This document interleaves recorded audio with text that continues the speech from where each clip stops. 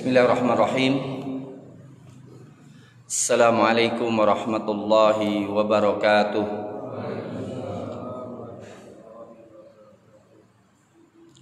Alhamdulillah. Alhamdulillahi rabbil alamin. Wa bihi nasta'inu ala umuri dunya waddin. Wassalatu wassalamu ala asyrafil anbiya'i wal mursalin Nabiina Muhammadin wa ala alihi wa sahbihi ajma'in. Allahumma inna nas'aluka hifdhan nabiyyin wa fahmal malaikatil muqarrabin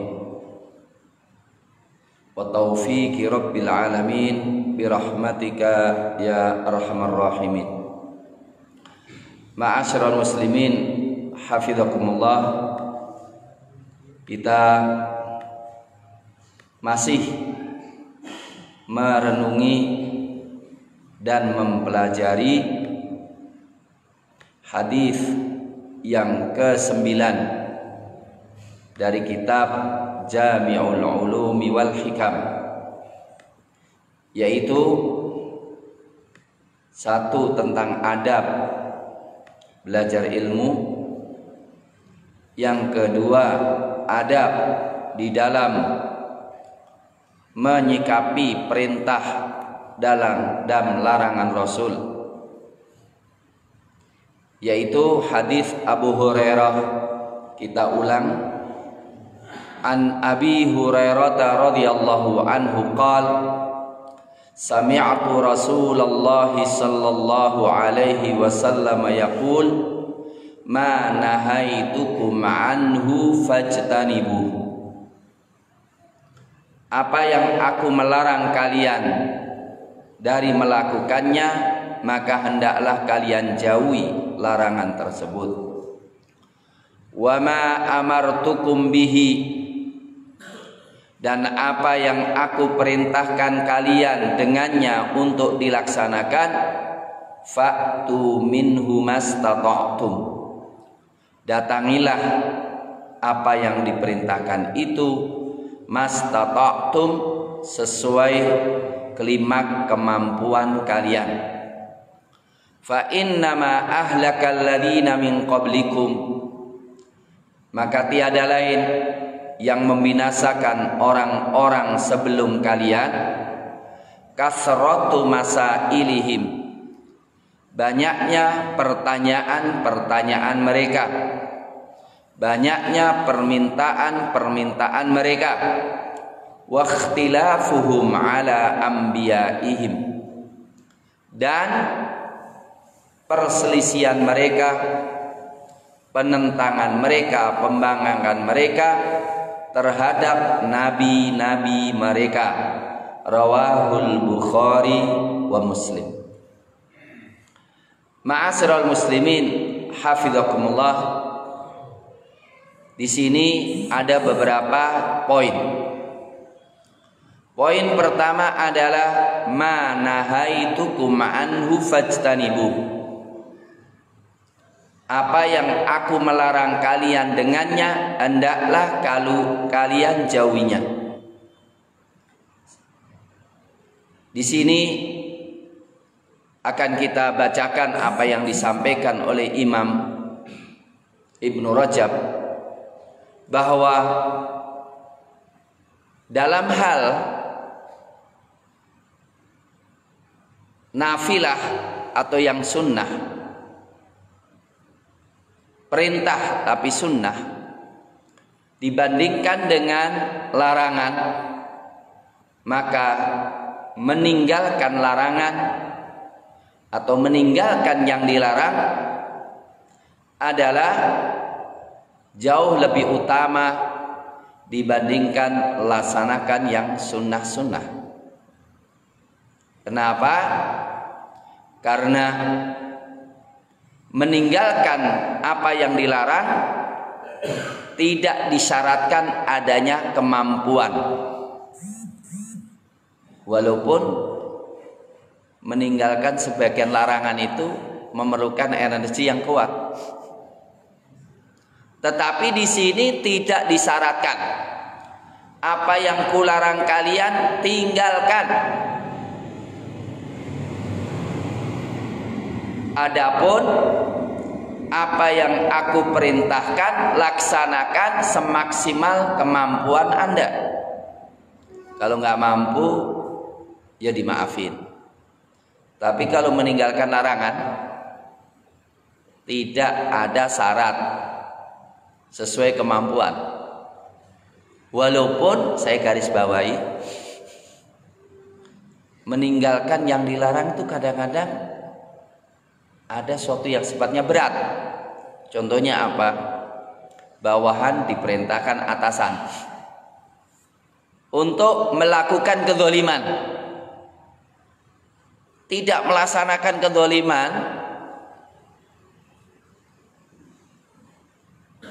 itu sebuah larangan untuk tidak zalim, pasif. Orang diem, nggak melakukan kezaliman, nggak bunuh, cukup pasif aja. Tidak zina, pasif aja. Tidak korupsi, pasif aja. Itu tidak ada syarat sesuai dengan kemampuan Anda, sehingga tidak ditolerir. Lah aku nggak mampu kok, saya terpaksa. Nggak bisa. Dalam hal ini tidak disyaratkan. Walaupun saya garis bawahi, kadang-kadang juga diperlukan energi yang cukup besar. Tapi walaupun demikian tidak disyaratkan kemampuan, harus mampu gitu loh. Contohnya, seorang diperintahkan atasannya untuk nangkapi, ngebukin orang yang nggak salah. Ya nggak gebukinya sih gampang, tapi risiko kalau nggak gebuki dicopot oleh atasannya gitu. Atau kadang-kadang diancam untuk dimutasi gitu. Ada nggak gitu ya? Tapi kira-kira gimana? Loh ya aku ya daripada aku dimutasi nggak apa-apa aku zalimi, itu bisa juga kan? Tapi boleh ditolerir? Enggak sama sekali enggak. Aku kalau nggak bunuh dia, aku dibunuh, boleh nggak? Ya aku terpaksa bunuh dia, kalau nggak aku dibunuh, boleh nggak? Nggak bisa. Suatu kezaliman harus ditinggalkan. Mampu nggak mampu harus mampu. Ya lebih baik Anda dibunuh daripada Anda bunuh orang lain gitu. Dipaksa untuk memperkosa ibunya. Ya lebih baik mati. Nah ini nggak boleh apa? Ada syarat. Kata-kata aku nggak mampu kok, aku terpaksa melakukan sesuatu yang dilarang, terpaksa zina, terpaksa bunuh, terpaksa korupsi, terpaksa apa lagi? Itu nggak bisa. Kecuali ada beberapa hal, yaitu apa? Perkataan kafir tapi hatinya masih iman. Kalau enggak dibunuh, itu dibolehkan. Itu pun kalau dia sabar maka lebih baik. Nah, kalau melaksanakan perintah mastata'tum, sesuai dengan kemampuan kalian. Kemarin saya ikatkan sesuai dengan kemampuan itu ya, kalau ditambah lagi nggak mungkin gitu. Sudah saya contohin, yaitu kalau diperintahkan untuk ngambil emas, orang dikatakan silakan ambil emas di sebelah dari gudang sesuai kemampuan kalian. Nggak mungkin orang minimalis, pasti benar-benar sesuai dengan kemampuan. Jihad sesuai dengan kemampuan yang ada. Tambah lagi dipidana, ya jangan. Karena jihad itu kan ada sesuatu yang boleh dilaksanakan di Indonesia, ada yang nggak boleh dilaksanakan di Indonesia, dipidana. Lah yang dipidana jangan, yang nggak dipidana laksanakan sesuai dengan kemampuan. Kemudian ini bab perintah, ini bab larangan. Nanti akan saya ulang lagi dan saya akan kembali lagi untuk membaca apa yang dikatakan oleh Syekh, karena ini belajar kitab, bukan ceramah saya. Yang ketiga adalah berkaitan dengan kebinasaan umat-umat terdahulu, itu banyak bertanya atau banyak minta. Ini kaitannya dengan sabab wurudnya adalah Rasulullah Shallallahu Alaihi Wasallam ditanya beberapa hal, pertanyaan yang tidak perlu ditanyakan. Maka jangan bertanya, karena banyaknya nuntut, nanti kalau dikabulkan tidak memenuhi janjinya, malah akan dibinasakan oleh Allah Subhanahu wa Ta'ala. Cukup laksanakan apa yang mampu Anda laksanakan, tinggalkan totalitas apa yang dilarang, selamat. Tapi kalau banyak nuntut, saya beriman ini syaratnya ini, seperti orang-orang terdahulu, itu akan membuat celakanya. Semua pengikut Nabi dan pengikut Rasul sebelum Nabi Muhammad itu adalah celaka gara-gara apa? Menuntut mukjizat untuk iman kepada Allah, dan ternyata setelah dipenuhi syaratnya mereka tidak beriman, maka dibinasakan oleh Allah Subhanahu wa Ta'ala. Ini ada beberapa hal, pertanyaan-pertanyaan yang dilarang atau permintaan yang dilarang. Contohnya pertanyaan tentang kiamat. Ayat-ayat Al-Quran dan hadis Nabi jelas, jangan banyak tanya dalam hal ini. Karena apa? Kiamat itu kalau kita tahu waktunya kira-kira baik atau buruk? Malah buruk. Kalau kita tahu kapan kita mati kira-kira baik atau buruk? Malah nggak bagus, jangan tanya. Taib, pertanyaan, kita itu di surga atau di neraka, bagus atau buruk? Malah nggak baik. Kalau kita tanya kita di neraka, malah kemudian nggak tobat itu malah. Atau kita di surga, ngandelin, dikasih tahu mau di surga, tapi ternyata apa? Tidak bersyukur kepada Allah, malah kemudian ngandali kata-kata itu, malah sinian masuk neraka. Berbagai pertanyaan yang nggak perlu, ya, hendaklah kita hindari. Dan fokus. Dari sinilah kemudian saya ingin membacakan dan mengomentari apa yang disampaikan oleh Al-Imam Ibn Rajab Al-Hambali, bahwa pertanyaan-pertanyaan yang disampaikan oleh para sahabat adalah pertanyaan yang sangat bermutu untuk dilaksanakan.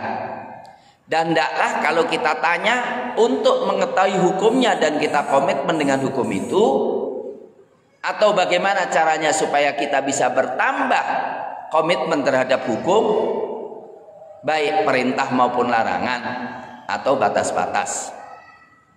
Contohnya di dalam Al-Qur'anul Karim banyak sekali, bukan banyak sekali, mohon maaf, ada beberapa, yaitu sekitar 12 jawaban terhadap pertanyaan. Yas'alunaka, yas'alunaka. Mereka bertanya kepadamu tentang khamr dan maisir. Mereka bertanya kepada engkau tentang bulan haram. Mereka bertanya kepada engkau tentang anak-anak yatim, ya. Mereka bertanya kepada engkau tentang perang di bulan haram. Semuanya itu adalah pertanyaan yang jawabannya memang akan dilaksanakan oleh para sahabat.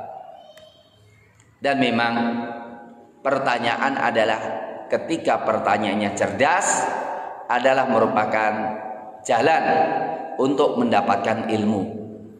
Itulah yang kemudian ditanyakan kepada Ibnu Abbas radhiyallahu taala an, ketika ditanya, dari mana engkau dapat ilmu? beliau mendapatkan bilisanin saul wa qalbin aqul. Bilisanin saul wa qalbin aqul, yaitu dengan lisan yang selalu bertanya tetapi dengan akal yang cerdas, sehingga pertanyaannya bermutu, dipahami jawaban yang bermutu oleh akal yang cerdas. Itulah ilmu yang didapatkan oleh Ibnu Abbas radhiyallahu taala an. Kemudian Al-Imam Ibnu Rajab Al-Hambali mengisyaratkan bahwa di sana ada dua jalan ilmu. Pertama, jalan rasionalitas yang jauh dari wahyu, ya. Yang kemudian banyak mengandai-andai, nah, itu jalannya ahlul ra'yi. Yang kedua, jalannya ahlul hadis, yang karena kemauan dan kemampuan kefahamannya itu difokuskan terhadap wahyu, maka mereka mendapatkan ilmu yang bermanfaat. Man arada ilmal qabri fa'ali bil athar. Siapa yang ingin mencari ilmu tentang bahagianya setelah dikuburkan, maka silahkan mencari athar, wahyu, hadis Nabi.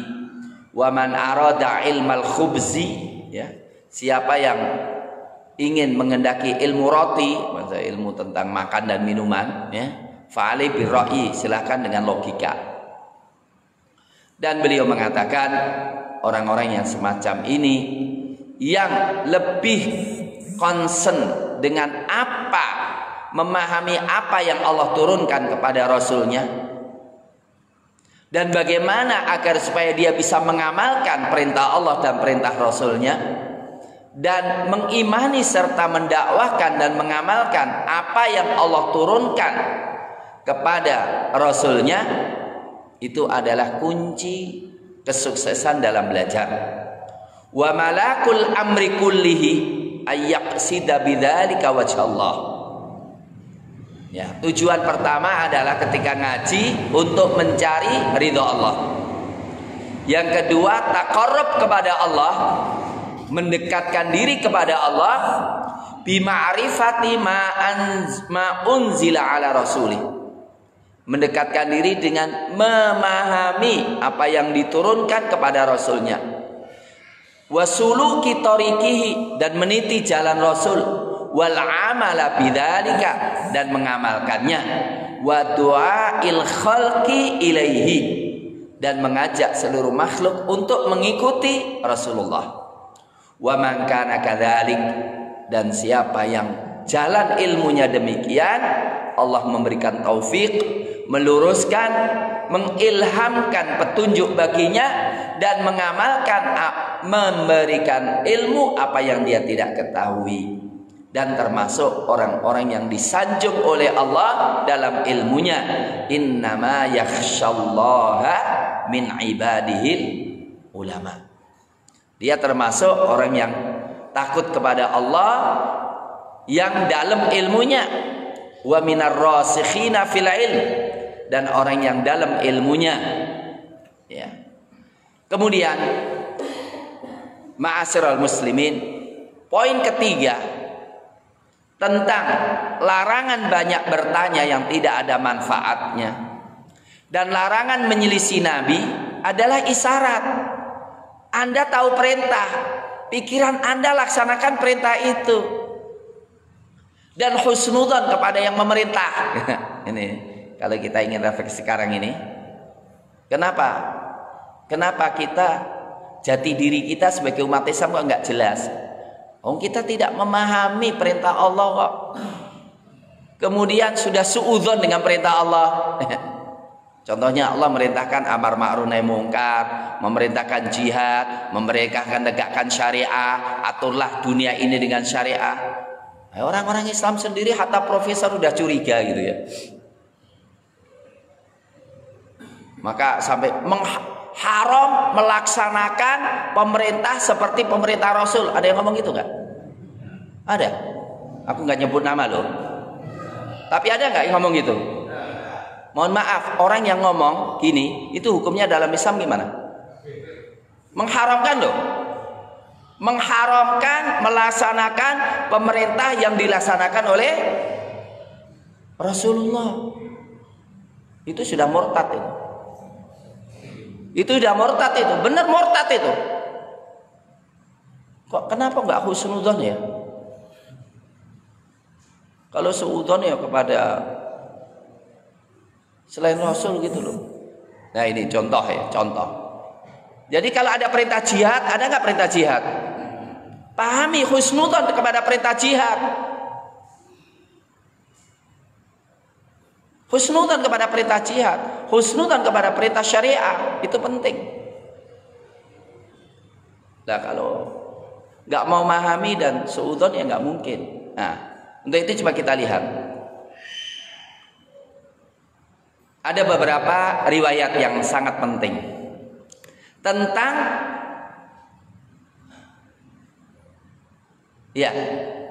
tentang sifat-sifat ahlul ilmi. Di antaranya tentang siapa ar-rasikhuna fil ilmi, siapa orang yang dalam ilmunya. Ya. Ini deskripsi ya. Man barrat yaminuhu, yang jujur melaksanakan sumpahnya. Kan kalau mau menjabat kan pakai sumpah dulu nggak? Iya. Sumpahnya pakai apa? Pakai Quran atau pakai apa? Itu loh. Yang orang Islam yang menjabat di Indonesia pakai Quran nggak? Mestinya dia itu melaksanakan isi sumpahnya itu, yaitu melaksanakan Quran itu gitu loh. Jadi jangan sampai sumpahnya pakai Quran tapi kelakuannya berlawanan dengan Quran. Gawat itu.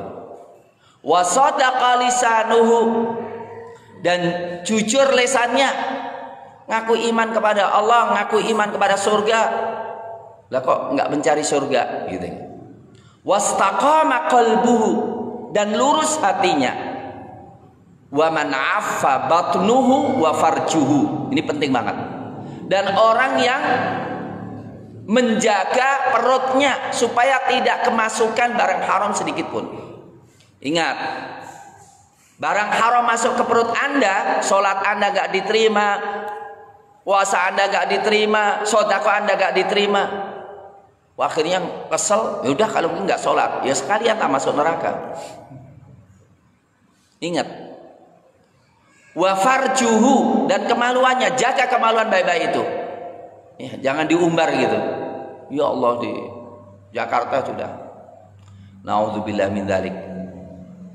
Fadzalika minar rasikhina fil ilmi.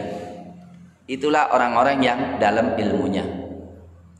Qala Nafi' bin Yazid, yuqal ar-rasikhuna fil ilmi, orang yang dalam ilmunya al-mutawadhi'una lillah, yang tawadhu kepada Allah.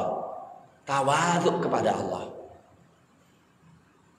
Tawadhu kepada Allah itu gimana ya? Taat kepada Allah melebihi taat kepada atasannya, benar nggak? Tentara itu atau polisi itu kalau dipanggil oleh atasannya, kopral, jawabannya apa? Siap, gitu kan? Mungkin nggak? Kenapa manggil saya? Diapain kira-kira? Kok nyuruh-nyuruh saya? Diapain kira-kira? Apa sih masalahnya? Dikamplengi dia. Tawadhu kepada Allah. Tawadhu kepada Allah melebihi yakin kita kepada dokter. Kita itu kalau disuruh dokter tuh, wah, nurutnya luar biasa. Jangan gini, jangan makan ini. Nggih. Pada kita senang banget. Kepada Allah yang lebih daripada itu. Al-mutadzalliluna lillahi fi mardhatihi. Orang yang merendahkan hatinya dalam mencari ridha Allah, tidak menyombongkan, tidak sok dengan orang yang di atasnya, dan tidak meremehkan orang yang di bawahnya. Inilah Rasulullah SAW menyanjung ahlul Yaman. Ahlul Yaman, ikhwah, salah satu di antaranya adalah perlu kita pikirkan, orang-orang Yaman, ulama-ulama Yaman itu kunci kebahagiaan dunia. Tapi sayang, Yaman sudah diporak-porandakan dengan peperangan, diporak-porandakan dengan Syiah yang sekarang sangat mengerikan sekali. Pada Rasul mengatakan, atakum ahlul Yaman, datang kepada kalian ahlul Yaman, hum, mereka itu abarru quluban, orang yang paling lembut, orang yang paling baik hatinya, wa araqqu afidatan, yang paling lembut nuraninya. Al imanu yamanin, iman itu dari Yaman, wal fiqhu yamanin, dan fikih itu dari Yaman, wal hikmah yamaniyah, dan hikmah itu dari Yaman. Sebetulnya orang Arab itu asli Arab itu dari Yaman, bukan dari Saudi. Dan mereka adalah orang-orang yang lembut, mereka adalah orang ahli hikmah yang luar biasa. Nah, ini isyarat kepada Abi Musa al-Asy'ari dan ulama-ulama Yaman seperti Abi Muslim al-Khawlani, Uwais al-Qarni, Tawus, Wahab bin Munabbih. Mereka adalah orang-orang yang sangat takut kepada Allah, sangat takut kepada Allah. Walaupun ya ilmu mereka pasti berbeda-beda antara satu dengan yang lainnya. Sehingga Mu'adz bin Jabal itu dikatakan, ya, perlu kita ketahui sanjungan Rasul kepada para sahabat akan kelebihan mereka itu kelebihan yang refleksif di lapangan.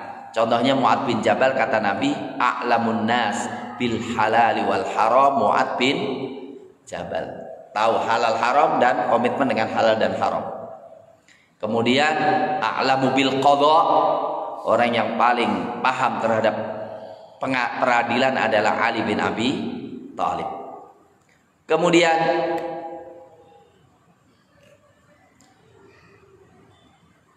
dikatakan, ini penting banget. Ilmu itu di mana sih sebetulnya? Ilmu itu adalah khasyatullah. Ilmu itu adalah ketulusan hati. Imam Ahmad ditanya, man nas'alu ba'daka, kepada siapa kita bertanya setelahmu? Jadi ulama-ulama dulu itu mendidik umatnya untuk selalu kembali kepada ulama.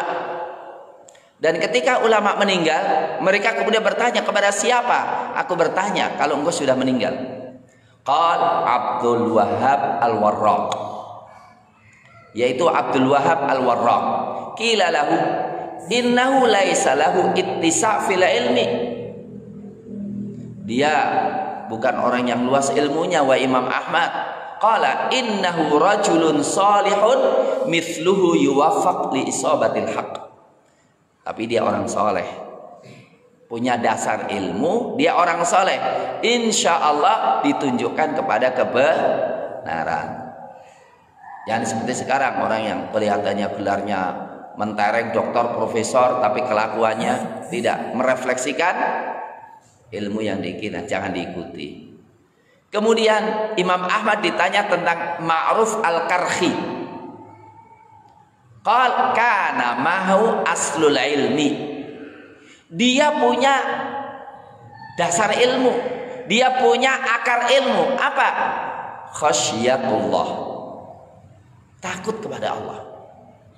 Perhatikan ikhwah, takut kepada Allah itu kunci ilmu, dan itu kunci kesolehan. Kenapa? Ketika orang takut kepada Allah, nggak akan maksiat kepadanya. Semua yang sekarang menjadi menjadi sumber bencana di negeri kita, entah korupsi, entah narkoba, entah pembunuhan, itu kan kuncinya nggak takut kepada Allah. Maka dikatakan kafa bi khasyatillahi ilman, cukuplah takut kepada Allah sebagai ilmu. Wa kafa bil ightirari billahi jahlan, dan cukuplah tertipu dengan Allah adalah suatu kebodohan. Perhatikan ini, ilmu luar biasa itu. Kalau orang sudah takut kepada Allah, pasti ingin tahu apa perintah Allah sehingga dia laksanakan, karena tidak ingin meninggalkan apa? perintah Allah sekecil apapun. Dan selalu kreatif untuk bisa melaksanakan itu. Contoh ya, kita penting banget untuk kita sampaikan.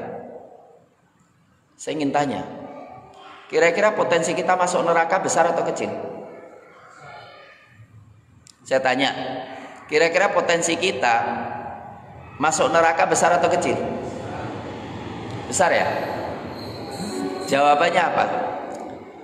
Orang itu masuk neraka, salah satu diantaranya adalah tidak melaksanakan kewajiban, betul? Di sana ada dua kewajiban, fardhu ain dan fardhu kifayah, betul? Jadi fardhu kifayah itu kita punya kewajiban nggak? Fardhu kifayah itu suatu kewajiban, tidak akan gugur kecuali dilaksanakan secara sempurna. Jadi kalau kewajiban itu tidak dilaksanakan, semua kita dosa, yang menyebabkan kita masuk neraka.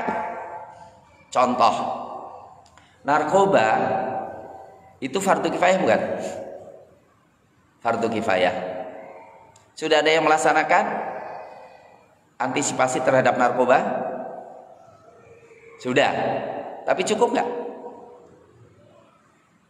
Sudah terhadap nggak narkoba itu? Belum. Ancaman masih serius ya? Coba, mohon maaf, khasyatullah menuntut kita bertanya pada diri kita, sudahkah kita punya andil untuk melarang tersebarnya narkoba? Kalau enggak ya siap-siap masuk neraka. Bener? Serius loh, bukan sederhana loh. Taib sekarang LGBT, melarang LGBT bagian daripada fardu kifayah. Ada nggak yang sudah teriak-teriak tentang LGBT? Sudah ada, tapi cukup?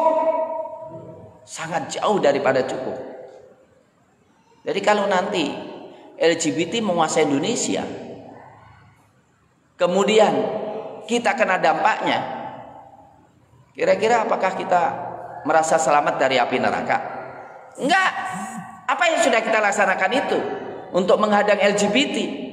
Termasuk korupsi, termasuk kristenisasi, termasuk bahaya komunis, ya. Termasuk jangan sampai Indonesia ini dikuasai oleh orang-orang yang bodoh. Saya heran juga itu ya. Di ILC ditampilkan orang yang mengatakan menguasai dunia semuanya ya.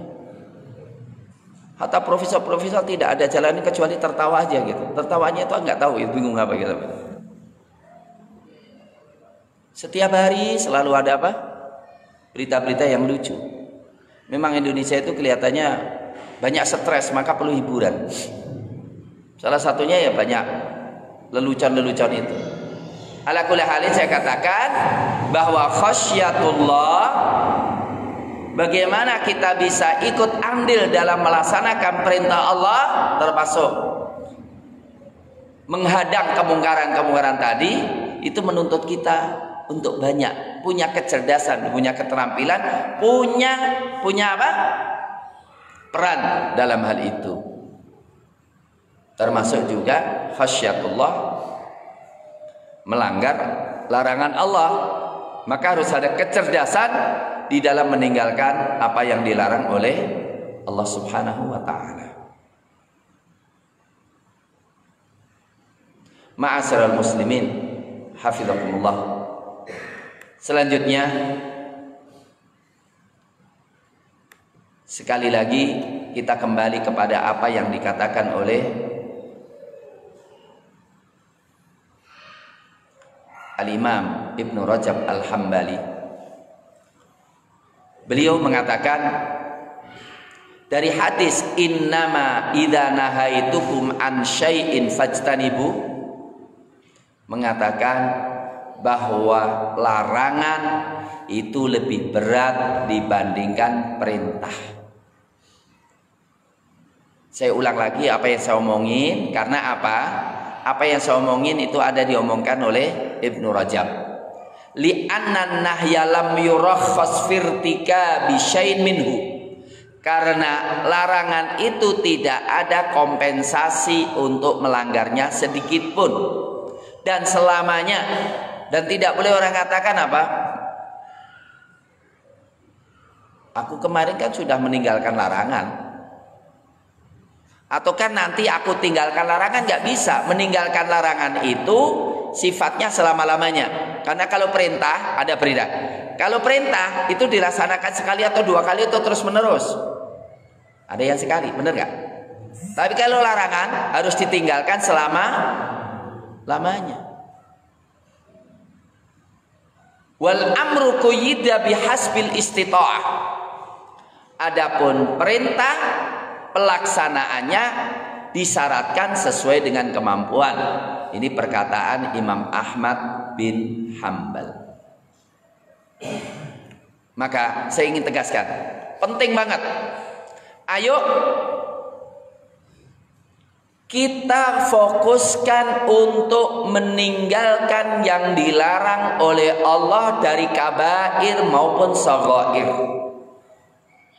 Karena apa? A'malul birri, amalan kebajikan, ya'maluhal barru wal fajir. Amalan kebajikan, infak, baca Quran, dilaksanakan orang yang baik atau yang buruk, benar kan? Penggarong bisa khotam Quran juga. Iya. Umroh itu, koruptor-koruptor itu umroh terus itu ya. Haji terus ya. Karena dia meyakini yang penting korupsinya sekian, sebagian diinfakan gitu ya. Wa amal ma'asi, mohon maaf, adapun maksiat, fala yatrukuha illa siddiq. Kalau maksiat, tidaklah meninggalkan kemaksiatan kecuali orang yang jujur imannya. Ini penting. Jangan dolimi orang. Jangan makan harta orang dengan cara haram. Jangan masuk dalam perut kita barang haram sedikit pun. Jangan berkata dusta, jangan memfitnah orang. Tinggalkan. Itu siddiq. Diriwayatkan dari Abu Hurairah dari Nabi Shallallahu Alaihi Wasallam, ittaqil maharima a'takun a'badan nas. Jauhilah yang diharamkan oleh Allah, engkau menjadi ahlu ibadah. Kalau kita ingin doa kita dikabulkan, tinggalkan yang haram. Kalau tinggalkan yang haram itu mengisyaratkan semuanya. Ya, jangan sampai kita khianat dalam kerja, jangan sampai mengambil dengan cara yang merugikan dan lain-lainnya. Wa qalat Aisyah radhiyallahu anha, man sarrahu ayyasbiqad daibal mujtahid falyakuffa 'anidz dzunub. Siapa yang ingin mengalahkan orang yang ahli ibadah, tahan diri Anda dari dosa.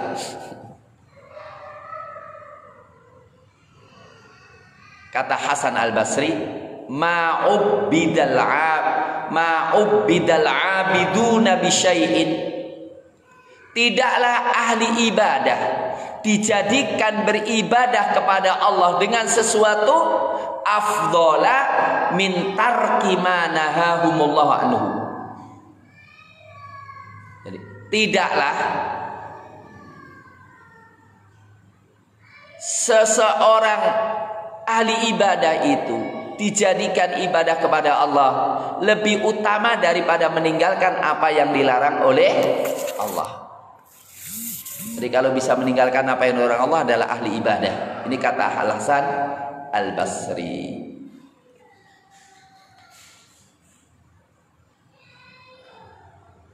Maka dikatakan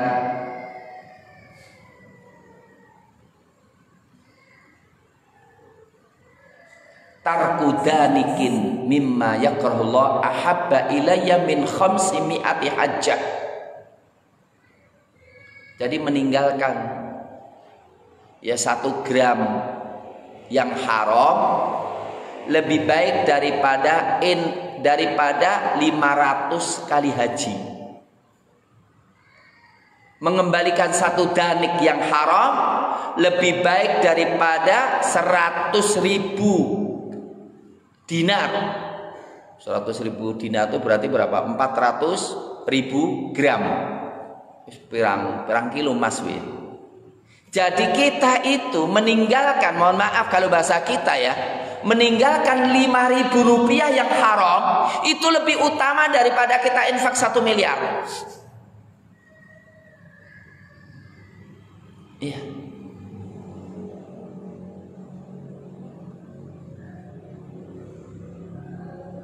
Zikrullahi bil lisani hasan.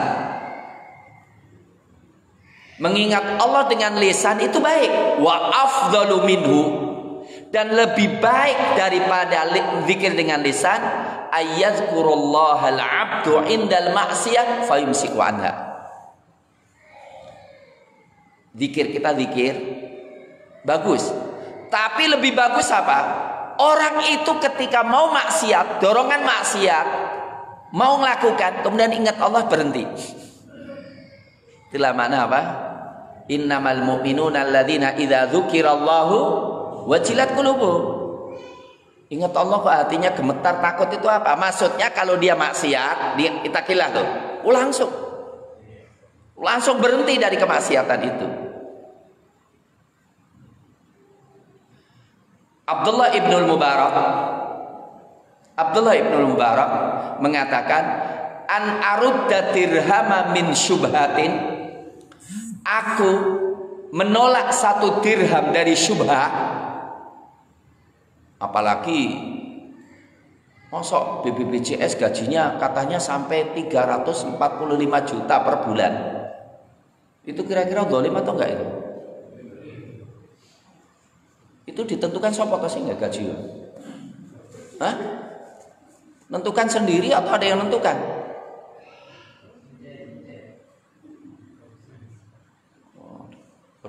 Ojo dilanjutin jadi masalah.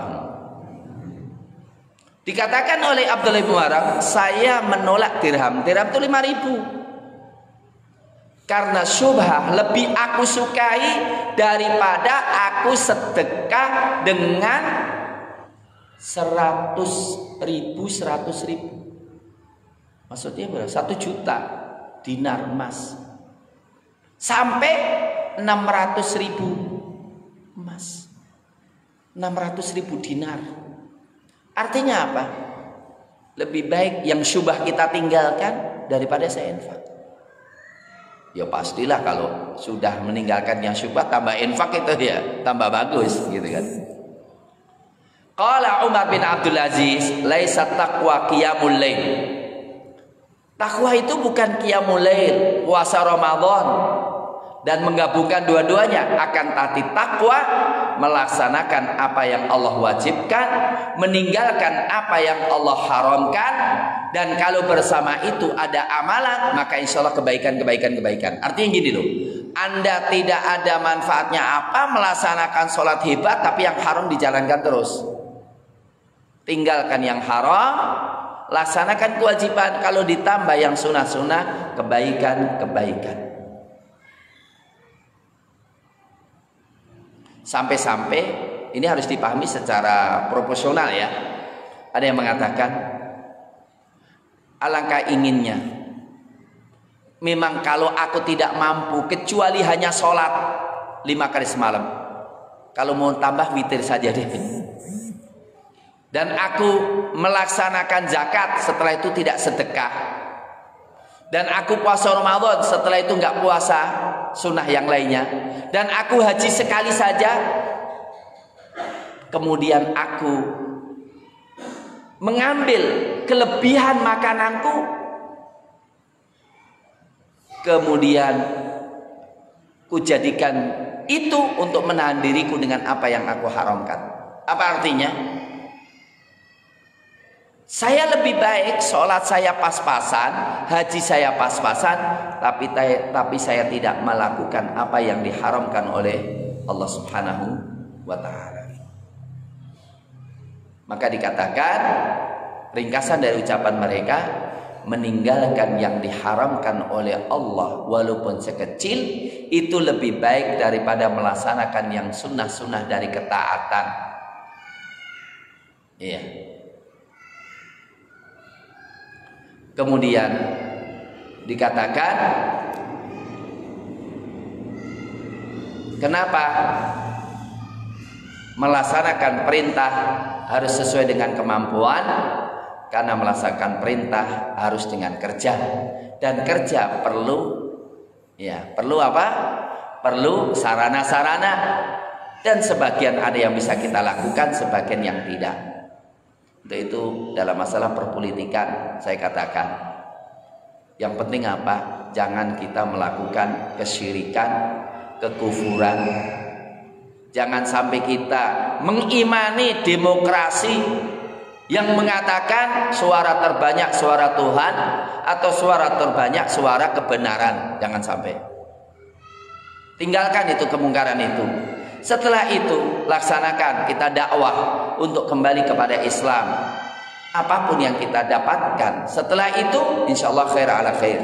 Yang penting apa? Jangan sampai kemudian kita gara-gara apa? Ambisius terhadap kekuasaan, kemudian menghalalkan yang diharamkan oleh Allah, terutama menolak kebenaran dan mengkriminalisasikan kebenaran. Terakhir kali Umar ibn Khattab radhiyallahu taala anhu ditanya tentang orang yang ingin maksiat tapi nggak melaksanakan. Jadi sebagian orang, mohon maaf, bagaimana?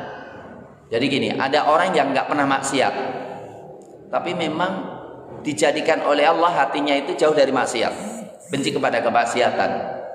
Tapi ada orang yang ingin maksiat, dia tergoda terus, tapi alhamdulillah tidak melaksanakan maksiat itu. Kata Umar ibn Khattab, orang yang tergoda, mohon maaf kalau di depan saya mungkin ada orang yang selalu tergoda, maunya itu maksiat terus gitu loh, ya. Tapi kemudian menahan diri. Kata Umar ibn Khattab, ulaika qaumun imtahanallahu qulubahum littaqwa lahum maghfiratun wa ajrun azim. Mereka adalah orang yang diuji hatinya untuk takwa kepada Allah, bagi mereka ampunan yang besar dan pahala yang besar. Dikatakan, wahai pemuda yang meninggalkan syahwatnya, yang mengorbankan masa mudanya untukku, engkau di sisiku seperti sebagian daripada malaikat-malaikat. Demikian ma'asyiral muslimin hafizakumullah, ya, bahwa inti daripada ilmu, pendekatan diri kepada Allah Subhanahu wa taala, melaksanakan perintah sesuai dengan kemampuan, kemudian meninggalkan yang dilarang oleh Allah Subhanahu wa taala secara totalitas. Dan hendaklah fokus kita terhadap yang bermanfaat. Demikian, mudah-mudahan mendapatkan keberkahan ilmu untuk lebih dekat kepada Allah Subhanahu wa taala. Aqulu qouli hadza wa astaghfirullah li wa lakum walhamdulillahi rabbil alamin. Assalamualaikum warahmatullahi wabarakatuh.